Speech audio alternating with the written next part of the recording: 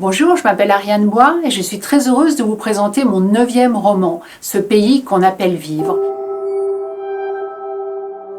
Nous sommes dans le sud de la France, dans le Midi, et c'est entre l'été 40 et l'été 42. Mon personnage, Léo Stein, est un jeune Allemand qui a dû fuir l'Allemagne parce qu'il est anti-nazi et qu'il est juif. Il va être arrêté par les gendarmes français et emmené dans une usine désaffectée au Mille, où déjà 2000 personnes sont déjà prisonniers. Et de ce camp, complètement méconnu, il va essayer par tous les moyens de se sortir. Il sera aidé par une jeune femme, Margot Keller, qui est une jeune volontaire d'un réseau bénévole de Marseille.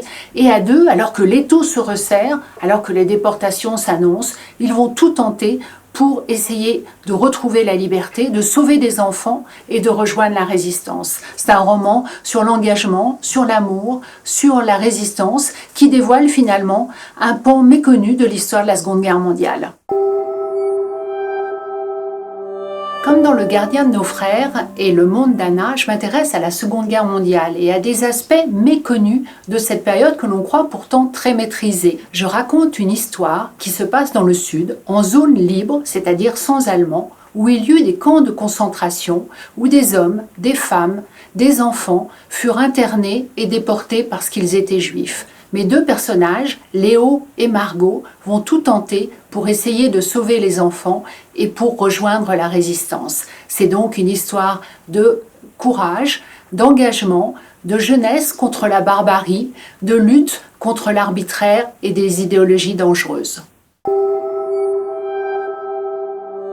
J'ai eu la chance de découvrir le camp des Milles en 2009, 3 ans avant son ouverture en public. Il faut vous imaginer de rentrer dans une usine désaffectée avec une lampe frontale.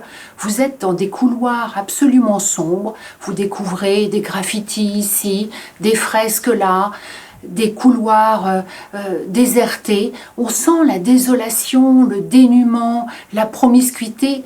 10 000 personnes se sont entassées dans cette usine entre l'été 40 et l'été 42. Alors à côté des œuvres de création, on voit aussi la fenêtre au suicide d'où les gens se jetaient pour échapper à la déportation. Et ce spectacle m'a vraiment impressionnée. Il est resté dans mon cœur et j'ai simplement eu envie de restituer cette ambiance, cette atmosphère et cet endroit incroyable. Je l'avais déjà fait dans Dakota Song où je racontais la vie d'un immeuble à New York, le Dakota où John Lennon a été assassiné.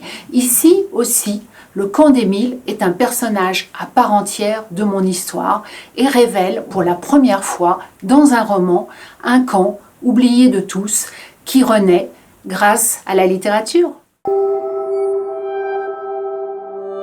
Dans mes livres, j'aime beaucoup mélanger la grande histoire à la petite histoire. Je l'ai fait dans Le monde d'Anna, je l'ai fait dans Sans oublier, dans Le Gardien de nos frères, et j'aime beaucoup dévoiler des aspects peu connus de la Seconde Guerre mondiale, que l'on a pourtant l'impression de bien connaître, puisqu'on l'a tous appris à l'école. Quand j'écris, j'aime surprendre les lecteurs, j'aime les emmener par la main, j'aime qu'ils soient émus, qu'ils rentrent dans le camp, et qu'avec Margot et Léo, ils essayent de comprendre comment la vie a pu avoir lieu entre 1940 et 1942 dans ce camp méconnu.